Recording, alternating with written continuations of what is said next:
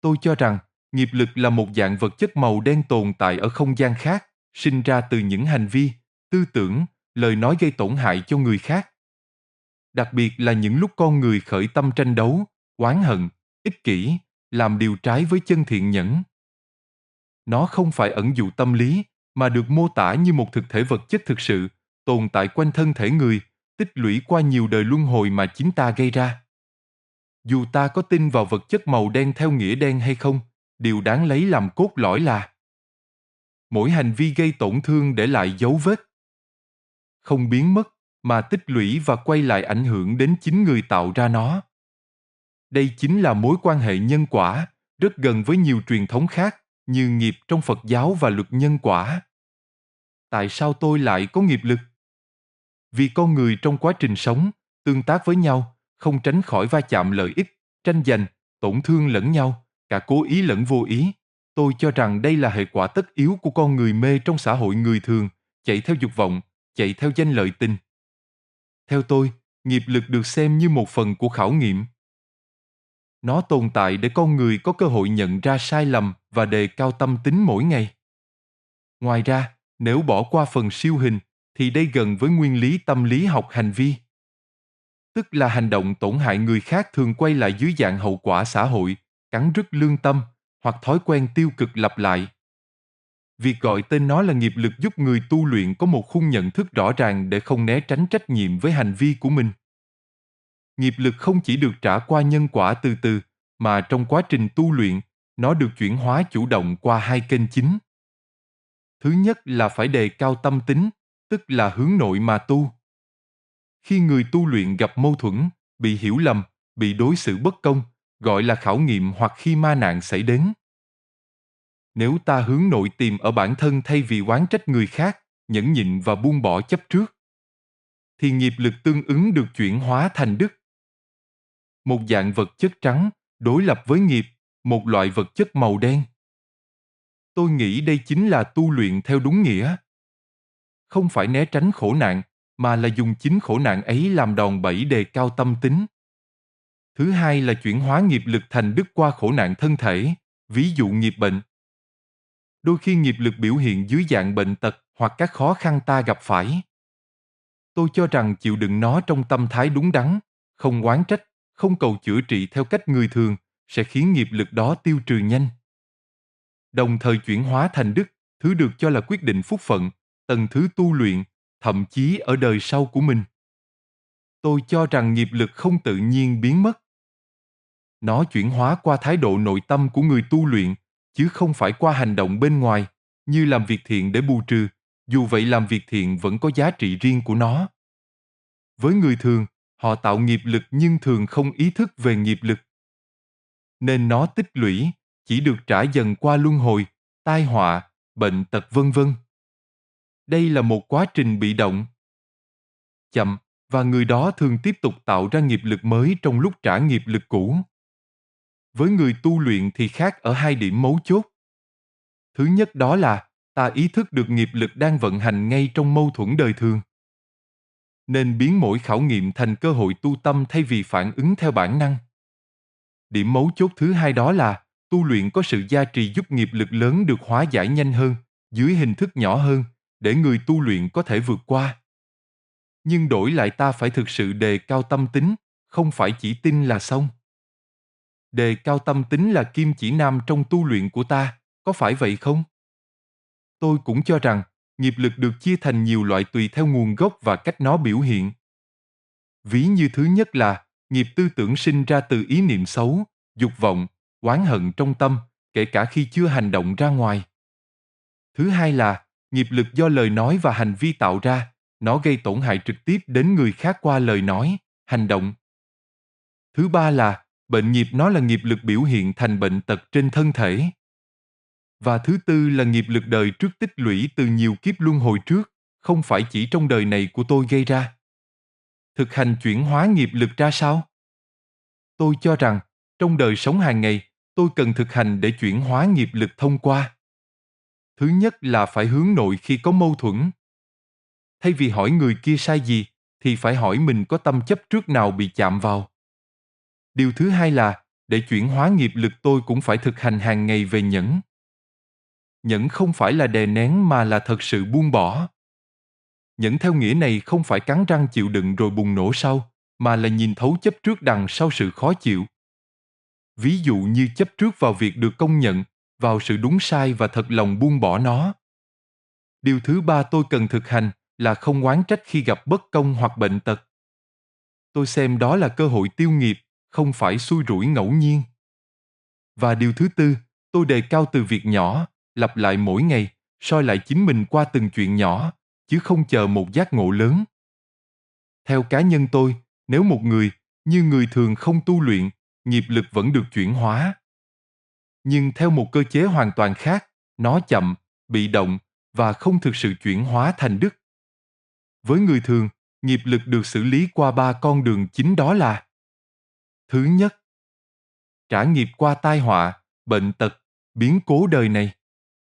Tức là nghiệp lực tích lũy đến một mức độ nào đó thì đến hạn phải trả.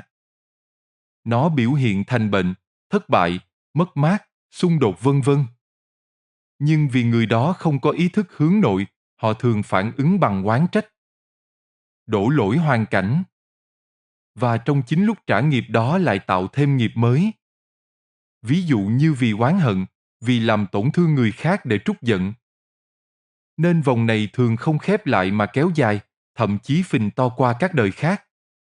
Điều thứ hai là người thường phải trả qua luân hồi. Nếu không trả hết trong đời này, phần còn lại mang sang đời sau, nó sẽ biểu hiện thành hoàn cảnh sống, thân thể, số phận của kiếp sau của chính người đó. Điều thứ ba là người thường làm việc thiện, tích đức theo cách người thường. Ví dụ họ giúp đỡ người khác, sống lương thiện, vẫn có tác dụng tích đức phần nào. Nhưng chậm và nhỏ hơn nhiều so với cơ chế đề cao tâm tính trong tu luyện, vì nó không đi kèm sự chuyển hóa ở tầng sâu của tư tưởng. Như vậy, tôi thấy rằng người không tu luyện vẫn trả nghiệp.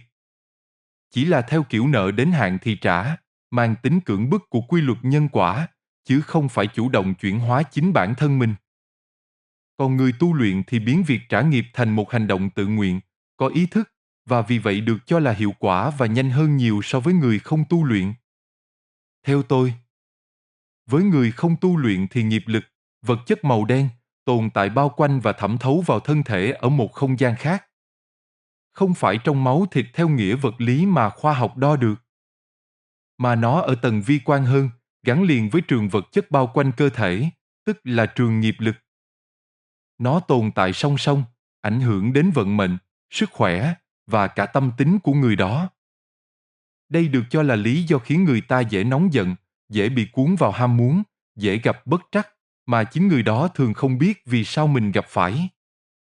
Theo tôi, với người không tu luyện, nghiệp này cứ tích tụ dần theo mỗi hành vi và các tư tưởng xấu, không có cơ chế nào chủ động làm tan biến nó ngoài việc trả nợ như trên. Nó không nằm cố định một chỗ trong đời sống họ, mà biểu hiện linh hoạt qua, lúc thì thành bệnh, lúc thì thành nghịch cảnh, lúc thì thành tính khí bất ổn, tùy vào loại nghiệp và thời điểm đến hạn phải trả. Từ những quan niệm cá nhân của tôi ở trên, tôi kể về cá nhân tôi qua những gì mà nghiệp lực tác động đến mình, trước và sau khi tu luyện. Chủ đề này là câu chuyện món nợ vô hình. Có một khoản nợ tôi chưa từng đòi. Không phải vì tôi rộng lượng, mà vì tôi nhận ra, người thiếu tôi tiền, không thiếu tôi nhiều bằng tôi đã từng thiếu người khác một lời xin lỗi. Nhiều năm trước, tôi có doanh nghiệp riêng, nhân viên sợ nghe tiếng bước chân của tôi. Tôi từng tin công việc thất bại là vì người khác không đủ giỏi, không đủ chăm chỉ. Nhưng có một buổi tối, tôi phát hiện ra lý do thật sự, và nó không nằm ở bất kỳ ai ngoài tôi. Nếu bạn từng nghĩ mình luôn là người đúng trong mọi câu chuyện mình kể, thì đoạn video tiếp theo này có thể sẽ khiến bạn phải dừng lại một chút. Văn phòng nhỏ của tôi những năm ấy sáng đèn đến tận khuya. Trên bàn là một chồng hợp đồng chưa ký, một tách trà đã nguội từ lúc nào không biết. Và tiếng quạt trần keo cọt kẹt đều đặn như một chiếc đồng hồ đếm ngược sự kiên nhẫn của tôi. Tôi nhớ mình đã đọc đi đọc lại một bản báo cáo sai số liệu đến lần thứ 3. Mỗi lần đọc, ngực tôi lại nóng lên một chút. Tôi gọi cậu nhân viên vào phòng. Bạn ấy còn trẻ, đứng khép nép trước bàn tôi, hai tay siết chặt lấy nhau. Tôi không nhớ chính xác mình đã nói những gì, chỉ nhớ giọng mình mỗi lúc một lớn, những từ ngữ ngày càng sắc lạnh, và có một câu tôi buột miệng mà đến giờ vẫn còn nghe văng vẳng. Cậu nghĩ tôi trả lương cho cậu để làm gì? Bạn ấy không cãi lại. Chỉ cúi đầu, rồi lý nhí xin lỗi và bước ra khỏi phòng. Tôi ngồi lại một mình, thở dốc, và có một cảm giác lạ, không phải hả hê như tôi tưởng, mà là một khoảng trống rỗng lan ra trong ngực. Đêm đó tôi chạy xe về nhà trong im lặng. Đường phố vắng, đèn đường vàng vọt lướt qua kính xe từng đoạn từng đoạn. Tôi bật đài FM lên rồi lại tắt đi. Trong đầu tôi không phải là hình ảnh cậu nhân viên cúi đầu, mà là câu hỏi cứ lặp đi lặp lại. Tại sao mình vừa la mắng xong, thay vì thấy nhẹ nhõm, mình lại thấy nặng nề hơn? Tôi tấp xe vào lề đường. Không phải vì mệt, mà vì không thể chạy tiếp trong trạng thái ấy. Tôi ngồi im, nhìn khoảng tối phía trước. Không có nhạc. Không có tiếng còi xe. Chỉ có tiếng động cơ chạy không và nhịp thở của chính mình. Tôi nhìn xuống hai bàn tay. Đôi bàn tay vừa chỉ trỏ, vừa đập bàn cách đây không lâu và tự hỏi. Đây có phải là con người mình muốn trở thành không? Câu hỏi đầu tiên tôi tự đặt ra đêm đó là: tại sao tôi luôn nhìn thấy cái sai ở người khác nhanh hơn nhìn thấy cái sai ở chính mình? Tôi nhận ra, nếu ta nhận lỗi thì khiến tôi cảm thấy mình yếu kém. Còn đổ lỗi cho người khác giúp tôi giữ được hình ảnh một người luôn kiểm soát được mọi thứ. Đổ lỗi, hóa ra, không phải là bản năng, nó là một cái khiên tôi tự dựng lên để không phải đối diện với chính mình. Vậy tôi đang bảo vệ điều gì khi liên tục dựng cái khiên ấy lên? Tôi đang bảo vệ một cái tôi mong manh hơn tôi tưởng. Tôi luôn nghĩ mình là người mạnh mẽ, quyết đoán, đứng đầu doanh nghiệp thì phải cứng rắn. Nhưng sự cứng rắn ấy, nhìn kỹ lại, chỉ là nỗi sợ bị xem là yếu đuối, sợ bị mất kiểm soát, sợ rằng nếu mình dịu dàng thì mọi thứ sẽ sụp đổ. Và câu hỏi cuối cùng đêm đó tôi không trả lời được ngay. Nếu tất cả những lần tôi đổ lỗi cho hoàn cảnh, cho pháp luật, cho đối tác, cho nhân viên thì thực chất chỉ là tôi đang trốn tránh một điều gì đó trong chính mình. Bao lâu nay, tôi đã thực sự sống với ai? Với sự thật, hay với cái bóng mình tự dựng lên để khỏi phải nhìn thấy sự thật ấy? Sau khi tôi bước vào tu luyện, tôi có một người từng hợp tác làm ăn với tôi nợ tôi một khoản tiền không nhỏ. Đủ để, nếu là tôi của những năm trước, tôi đã gọi luật sư ngay trong tuần đó. Nhưng lần này tôi dừng lại, tự hỏi mình. Nếu tôi ép người ta đến đường cùng, tôi được gì? Tôi trả lời được ngay. Tôi được lại số tiền, nhưng mất đi cái cảm giác nhẹ nhõm mà tôi đang cố gắng tìm lại từ đêm hôm đó. Vậy tại sao tôi lại chọn không đòi, không lớn tiếng, không đưa người ta ra pháp luật, trong khi tôi hoàn toàn có quyền làm vậy? Câu trả lời đến chậm rãi, nhưng rõ ràng hơn bất kỳ điều gì tôi từng nghĩ ra trong công việc. Vì tôi không còn cần phải thắng nữa. Tôi từng nghĩ sức mạnh là khi mình buộc người khác phải trả giá. Hóa ra, sức mạnh thật sự là khi mình đủ vững để không cần điều đó. Tôi để người ấy có thời gian. Tôi không lớn tiếng một lần nào trong suốt quá trình đó. Và điều lạ lùng là, càng không ép, tôi càng thấy lòng mình nhẹ đi. Như thể món nợ thật sự không phải là số tiền kia, mà là một điều gì đó tôi đã mang theo rất lâu, và giờ đang được đặt xuống. Tôi bắt đầu để ý thấy điều này không chỉ có ở mình. Một người bạn tôi từng ly hôn kể rằng suốt nhiều năm hôn nhân, anh luôn thấy vợ mình là người khiến cuộc sống ngột ngạt. Cho đến khi ở một mình, anh mới nhận ra phần lớn sự ngột ngạt ấy đến từ cách anh phản ứng với mọi bất đồng nhỏ nhặt.